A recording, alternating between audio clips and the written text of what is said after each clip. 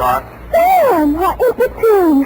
I was just thinking of you. Me and who else? Both my ears were burning. No, Sam, no. With regards to our shortage of office supplies. Don't give it another thought, Ep. This was going to be a short report. Short and sweet, Sam? Hardly, Angel. In fact, barely. Well, Sam, if you had asked me, I could have told you. That girl was merely trying to stir up a tempest in her boyfriend's teapot. Again? It was perfectly observant to me, Sam, that she had sour grapes written all over her. Sour apples, Effie, but you're warm, and that's why I'm so fond of you. Oh, thank you, Sam. I'm glad I could be of help, though I must confess the apples are over my head. Well, don't feel bad about it. That's how Newton discovered the law of gravity. Stay where you are. I'll be right down to dictate my report on the Apple of Eve caper.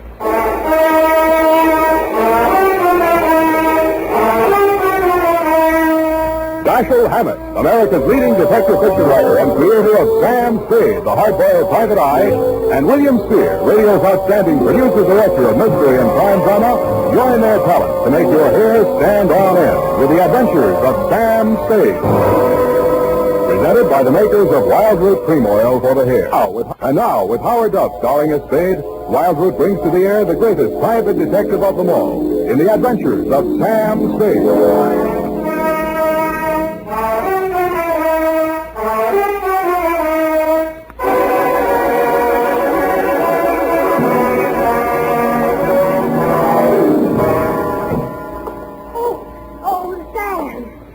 Come right in. Sure. Why are you so nervous? Oh, nothing, really. I'm just glad to see you, dear. Oh, I'm glad to see you. That's all. Come on, out with it. What are you hiding behind your back? Well, it's a surprise, Sam. So you just run along into your office, and I'll be right with you. Surprise, huh? Let me think. Father's Day? No, surely not. Oh, no, Sam, no. It's just as regards our shortage of office supplies. I do hope you'll be able to mince your words. What's all that junk you got stuffed in between the pages of your notebook? Where? Oh, well, Sam, you see, improvisation is a child of necessity, so, to stretch our supplies, I just cut up some old strips of waste paper in case we run out of the genuine. Well, very ingenious. Shall we commence? Yes, but not too many corrections, Sam. I'm afraid this eyebrow pencil might not last. Well, don't bear down on it. Where was I? Okay, Sam. Date? I already have that, Sam. This one goes to... Hey, Yes, Sam? the calendar. Where is it? Calendar? Which calendar, Sam? You know perfectly well which calendar. It's been hanging there on the wall for 3 years. The one from Harold's Club in Reno. Oh, that old calendar. It was out of date anyway, Sam. That calendar was timeless. It was not, Sam. It was vulgar. That's a lie. I met the girl who posed for it. In more modest circumstances, I hope. Put it back. Now, Sam, don't. What did you do with that You calendar? mustn't excite yourself, Sam. Let me see that notebook. Yes, Sam. Uh-huh. Old waste paper, indeed. An art treasure mutilated, and for what? To serve your own base purposes. Just because you were too absent-minded to order a few office supplies. But I frequently alluded to our dwindling resources, Sam. But no, you were too proud. Take these and put them in a safe place. You can put it back together with Scotch tape on your own Oh, time. we're out of Scotch tape, Sam. We've got a first aid kit, haven't we? Well, you don't. Use the adhesive. Date, June 19, 1949. I won't soon forget that. 2, Detective Lieutenant Dundee, Homicide Detail, San Francisco Police, from Samuel Spade, license number 137596. Subject, the Apple of Eve caper. Dear Dundee. The start of it was yesterday when Eve Adams first walked into my office. She was angry and she was terribly, terribly hurt. In fact, she had a shiner, a swollen jaw, and somebody had bitten her on the arm. And furthermore, she had the audacity to suggest that there was something shady between I and Mr. Hagen, when it is an item of public information that her and Gorse Hagen were voiced up practically before they started. And I might just add in passing... Just a minute, Miss Adams. You say this girl came to your apartment in a jealous rage and attacked you without provocation. None whatsoever. I never opened my trap to her, except to remind her that it would have been a blessing to the human race if her old man had never met her old lady. And if she thought those 3 layers of pancake on her puss could fool a blind man at her true age, and seeing as what her mouth was, she should never open it for fear of what might come out. I see. And the girl's name? Down at that flea bag where she works, she's built this dream of love. And is she ever a nightmare? Dream of love. That's D-R-E-A-M-A? It says there, but I do not intend to take this episode lying down on my chin, Mr. Spade. Why, if it had not been for the timely arrival of my concierge, that cheap mare would have brained me with my own gin bottle. I see. Landlady broke it up. And you say she threatened to return with a gun and blast you if you continued seeing Mr. Hagen. That is a fact. And she is just cheap enough to try some low trick like that. Mm-hmm. And what do you want me to do, Miss Adams? I want you to pay a formal call on that dame and tell her that upon the very next occasion of any violence or threats thereof out of her, I'm going to yell cops. In fact, Mr. Spade, I am placing my life and limbs in your hands, and if you are anything of what you're cracked up to be, you'll have no difficulty in giving that creepy crow the bum's rush straight out of my life. Pardon me, Miss Adams. My secretary seems to be calling me. Out of my way. I know who's in there, and I'm going in. Out of my way. Mr. Spade is here. Keep her off. You should have hired the 4th Marines, dearie. Now, ladies. Ladies, please. Break it up. You all show you who to get tough with. You ain't calling me shamus, or I'll let you have it. Now, ladies, please. Now, let's talk this over calmly and sensibly. Okay, you asked for it. Now, ladies. Oh. Please.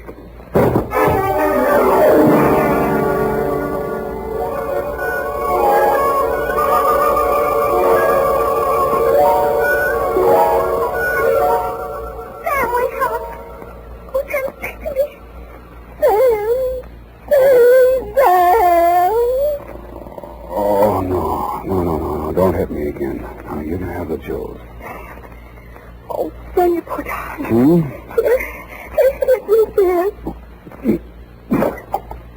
What is it? Tastes awful. Water, Sam. Oh. Where'd they go? Well, they chased each other down the hall.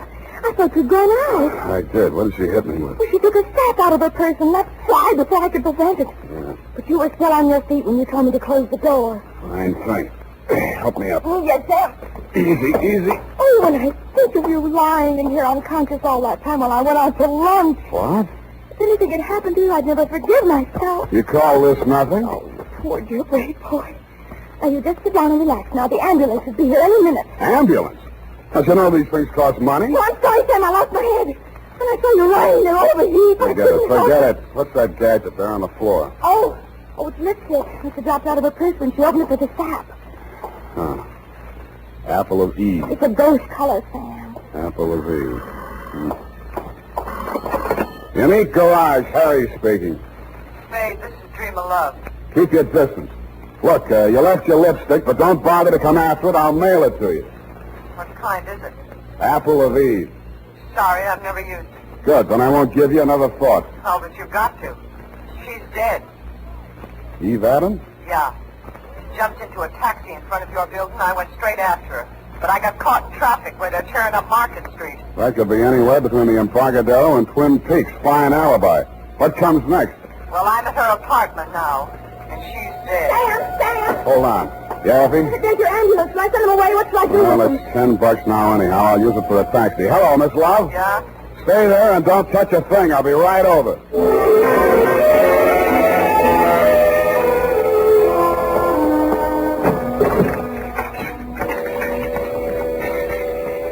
Dream I hadn't waited, if that was really where she'd called me from. Eve Adams was on the bedroom floor in front of a dressing table. There was broken glass all over the floor. The place reeked of perfume.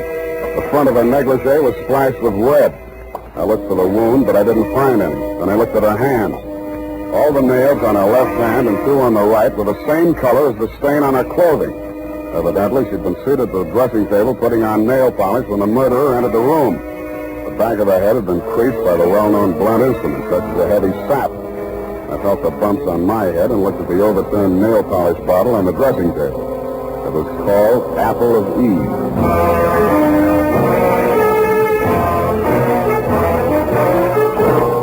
The makers of Wild Root Cream Oil are presenting the weekly Sunday adventure of Dashiell Hammett's famous private detective, Sam Spade.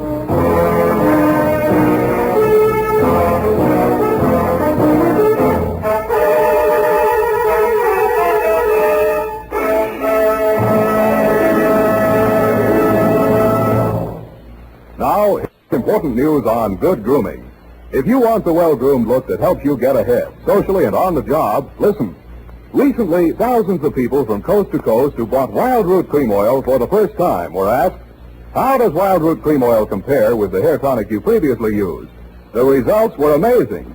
Better than 4 out of 5 who replied said they preferred Wild Root Cream Oil. Remember, non-alcoholic Wild Root Cream Oil contains lanolin. It grooms the hair naturally, relieves dryness, and removes loose, ugly dandruff.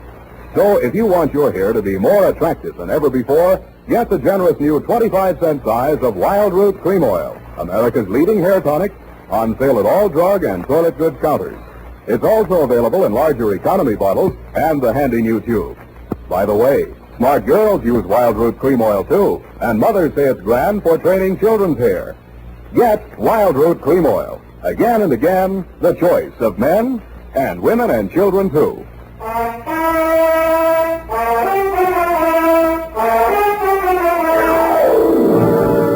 And now back to the Apple of Eve caper. Tonight's adventure with Sam Spade.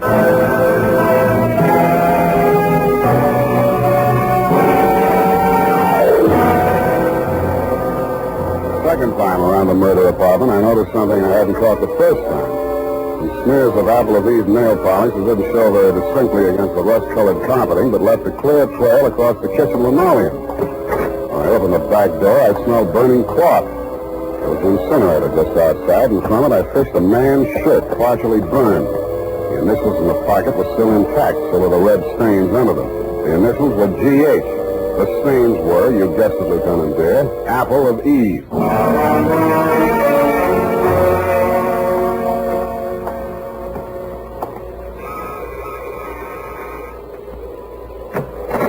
Yeah? I'm looking for Miss Dreamer Love. She home? No, she isn't. Thanks. I'll come in and wait. Wait a minute. Okay, you're in. What do you want with her? She's in a little trouble. You a cop? When do you expect her back? I don't know. What's this trouble? She threatened to kill a woman, and now she's dead. Who? A girl named Eve Adams. Why would she want to kill Effie? The way I got it, they were locking horns over a guy named Gorse Hagen. You know him? Yeah, and I wish I didn't. Who is he? He used to run a gambling ship down at Malibu's, and the law turned it into a bait barge. Now he calls himself a yachtsman. But if you're trying to connect him up with my sister, it's a bad connection. She hasn't seen him in years. His idea or hers? Hers? And mine.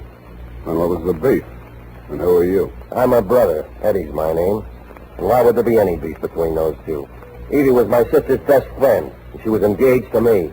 And this news must be quite a shock to you. You're taking it like a little soldier.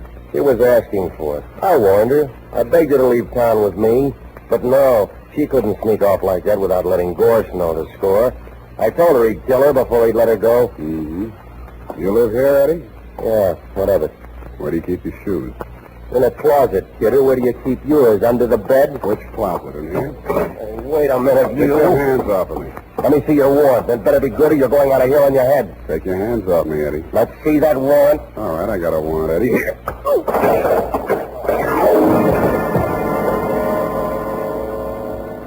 I didn't find what I was looking for, a pair of crepe-soled shoes with traces of Apple of Eve nail polish on them, but in one of his coat pockets I found a sales slip from a department store cosmetics counter. There were several items, but the one that interested me said, 1 lipstick nail polish set, Apple of Eve. About then I smelled brandy and a voice behind me said, What happened to the kid? Huh?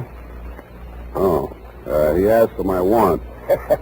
Well, when you come to see me, I'll know better. Your name is Gorse Hagen. I'm headed for your place right now. What are you looking for? A pair of shoes with crepe soles. What do you want with my deck shoes? I thought maybe they'd match up with this piece of the shirt with your initials on it. Give me that. That's a fact. Where'd you get that? In the incinerator at Eve Adams' place. Well, that don't prove anything. Lots of people got the same initials. Have you talked to, George Howard? He's alibied. He's out of town. That proves it's a frame. I don't know any George Howard. I thought so. Okay, let's cut out the monkey business. Give it to me. It's evidence. Give it to me. All right, I'll give it to you. I did. He gave it right back to me. I was only losing on points until I tripped over poor old Eddie and lost my balance. That's when he gave me the coup de grace. I wasn't quite unconscious, but somehow I just didn't feel like getting up. And When the apartment door opened, I opened my good eye just wide enough to see Dream of Love walk in. Oh, what are you doing here? I've come to help you, Dreamer. I don't need any help from you, Goss. I told you that 3 years ago. Why did you kill her? I don't know what you're talking about. You killed Eve Adams. Why? You're wrong, Goss. I haven't seen Evie in ages. Why did you kill her? All right, I did it. Yeah? Why? I was jealous. Seeing the two of you together after all we'd been to each other. Go on, laugh at me. I committed murder out of love for you. It's very funny, isn't it? I'm very fond of you, Dreamer. My poor little Dreamer love. I'd give you anything, honey. The shirt from my back. Here. Here's a piece of it on account. Oh, what? I see you're impressed. Me too. Come on, we'll go someplace where we can be alone and talk things over. No, Goss, please. I can explain everything. Explain in the car on the way down to the boat. Come on. You're hurting me. Oh! No! Come on, off the door.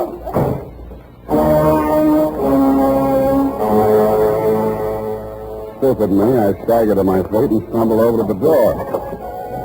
I reached it just as Hagen's car pulled away from the curb. By the time I found a taxi, they were at least halfway to wherever they were going. I didn't know whether the boat he had mentioned was tied up at the Embarcadero, anchored in the marina, moored at Sausalito, or becalmed in Oakland. But there was a seafaring man in our town who knew about such things. My port of call was the Seahorse Bar and Grill just off ahead of Pier 16, or is it the Foot?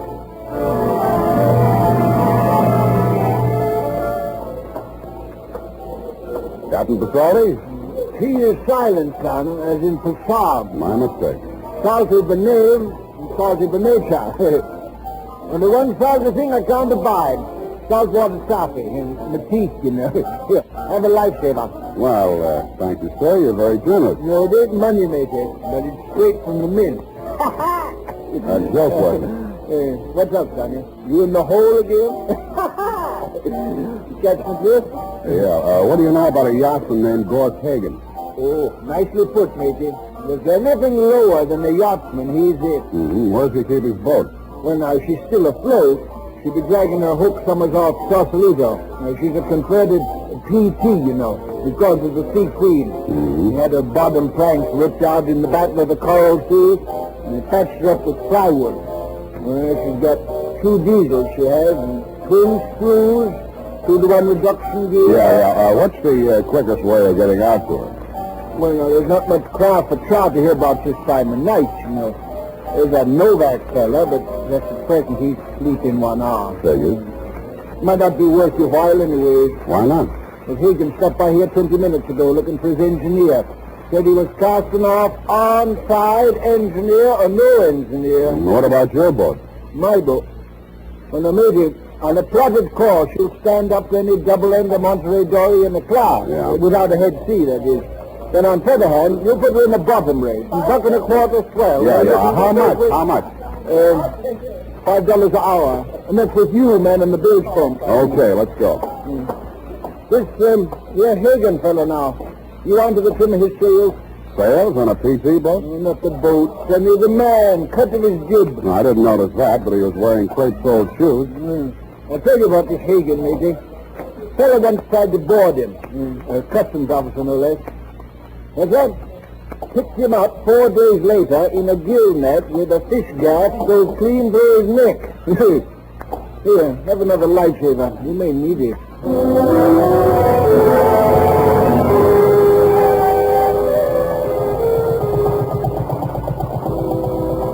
After he'd lashed me to my station at the bilge pump, Captain Pasoldi got his double-ended Monterey Dory on a plotted course to Sausalito, he hoped, and we plunged recklessly into the fog. As nearly as I could catch a strip, there was a 50-50 chance that A, Hagen had found his engineer and would be halfway to the Farallone Islands before we could make it past Alcatraz, if we stayed afloat that long, or B, that he hadn't found his engineer and might be having trouble starting up those 2 diesels with the twin screws and the 2-to-1 reduction gears, whatever they are.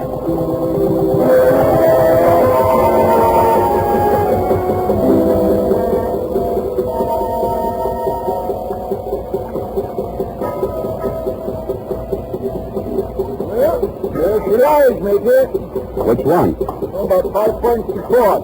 The gray one with the high freeboard. You get up on the foredeck, Major. The ladder's round on the landing side. Now swing round and put you on it.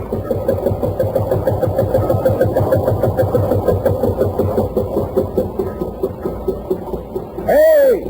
Anybody home? He's likely below, messing them diesels. You better rear back and holler, Major. Like this. Ahoy!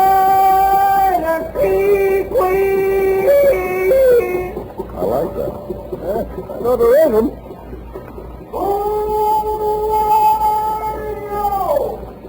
Captain Salty! Board the like a crabtree! The Super Congo requests permission to board, sir. Hey! I want to talk to you, Hagen. Captain Salty. What down, you clumsy lover? Where'd he get you? Some biting nose. That's a midshipman. Here. How do you run this thing? I gotta get you to shore. That's subtle. There's a forward gear. Don't pull it back all the way. She'll die. And that's your friend. You lie still. What are you looking for?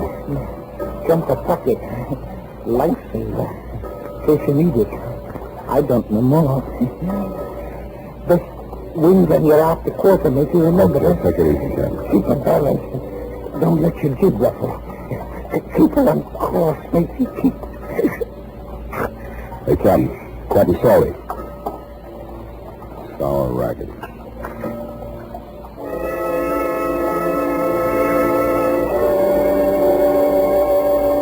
I crawled over the rail and tried to make out Hagen's silhouette on the other boat. I could just barely make out the shape of the hull against the faint glow of light from the Sausalito shore. He drifted a few yards astern of Hagen's boat, but not out of rifle range. I wondered why. If he could see us well enough to drop Captain Salty, he'd let it go at that.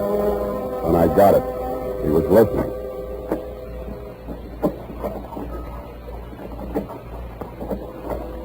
Somebody was pulling out from shore in a rowboat. I didn't waste any more time listening. I dug into Captain Salty's jumper pocket, fished out a waterproof pouch. I took the seaman's papers out of it. He didn't need them anymore. Wrapped it around my gun. And I took off some clothes and eased myself over the side. I didn't swim for speed, but for distance. Stopping now and then to make sure the man in the boat was still covering for me. Felt my way around the hull till I found the anchor rope. Just as I grabbed it, I heard him rest his oars. Hagen, who's that? Eddie Love. What do you want? I've come after my sister. Go on home, Eddie. She's sailing with me. That's the way she wants it. No lying. Wait a second. Come on out there, Creeper. What's happened? Your brother's down there in the boat. Talk to him. Well, what am I doing? Talk to him. All right. Eddie, What's he done to you, sis? I'm all right, Eddie. Everything's all right. Ghost and I have decided... Go on home, Eddie. He's lying to you. He knows you framed him. If you stay out with him, you won't come back. No, Eddie. I'm coming aboard. He knows. He's not free. No, Eddie. Drop it, Hagen. Oh, drop the rifle. Go up. You lousy. Damn it. Stop.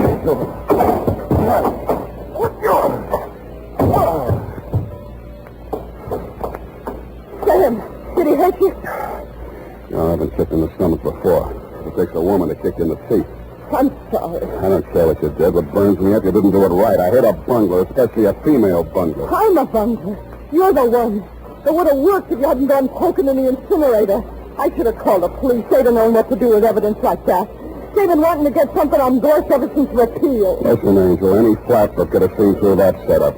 Eve Adams was sitting in front of a mirror when she was maced.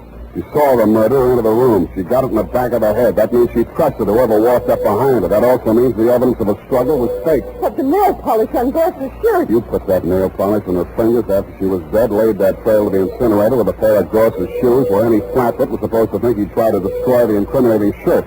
But the dumbest thing you did was lying to me about that matching lipstick you dropped in my office.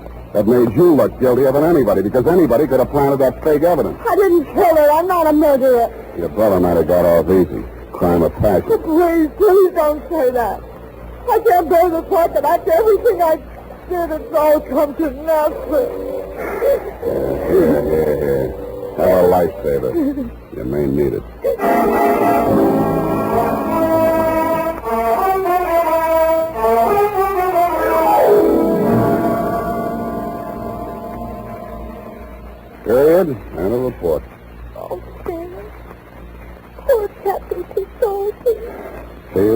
other than the sound. Go type that up. All right. Nice one on the type.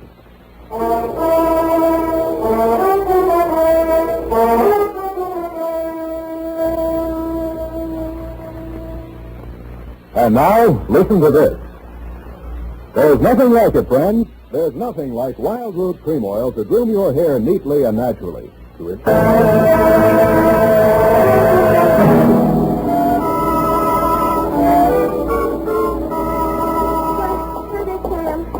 I go.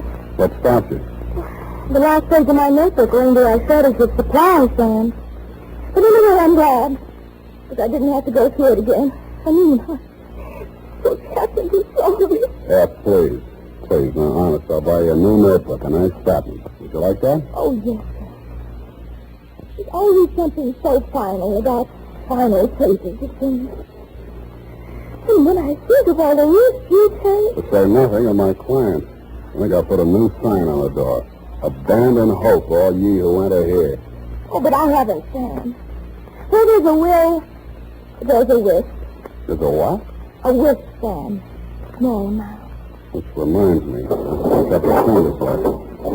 Join me, just a wisp? No, Sam. One of us has got to have a clear head. Well, it'll be me. All best. Good night, Sam. Good night, sweetheart.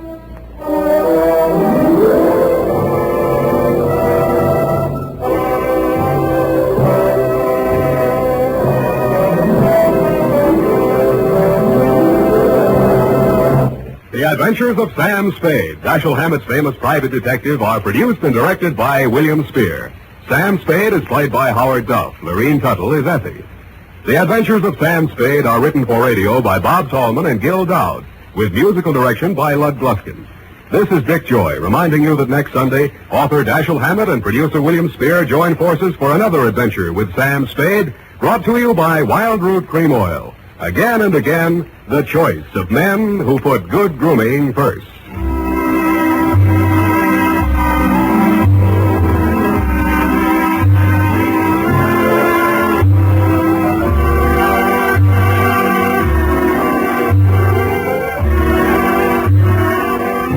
Smart girls use Wild Root Cream Oil, too, for quick, good grooming and to relieve dryness between permanents. Mothers say it's grand for training children's hair.